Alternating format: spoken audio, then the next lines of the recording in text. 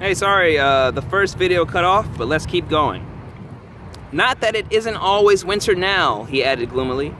Then, to cheer himself up, he took out from its case on the dresser a strange little flute that looked as if it were made of straw and began to play.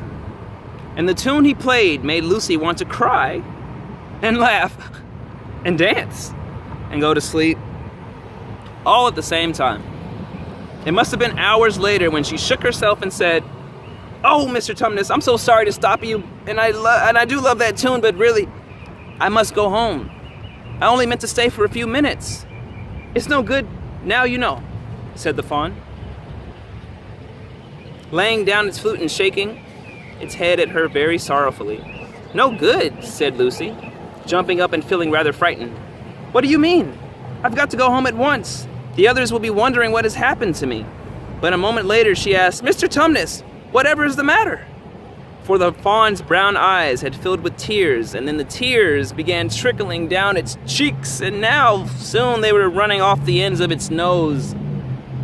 And at last it covered its face with its hands and began to howl.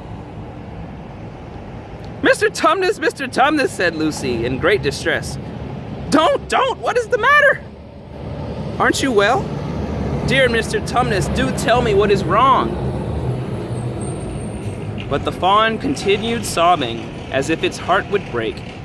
And even when Lucy went over and put her arms round him and lent him her handkerchief, he did not stop.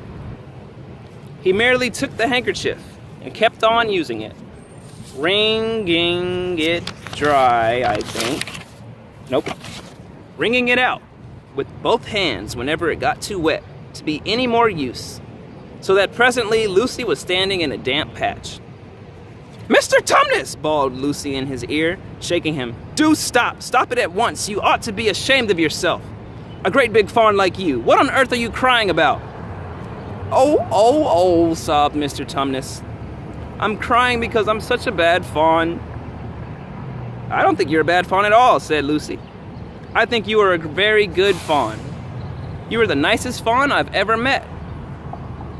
Oh, you wouldn't say that if you knew," replied Mr. Tumnus between his sobs.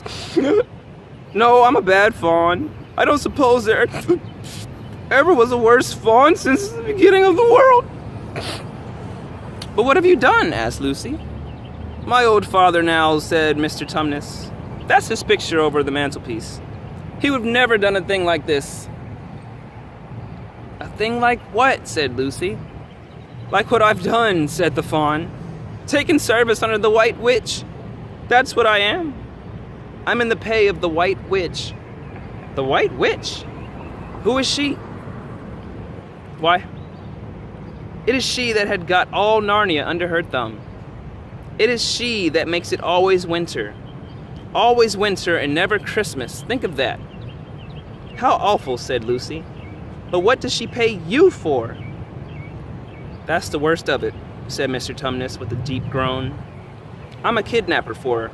That's what I am. Look at me, daughter of Eve. Would you believe that I'm the sort of fawn to meet a poor innocent child in the wood, one that had never done me any harm, and pretend to be friendly with it and invite it to my home to my care, all for the sake of lulling it asleep and then handing it over to the White Witch?" "No," said Lucy. "I'm sure you wouldn't do anything of the sort." "But I have," said the fawn.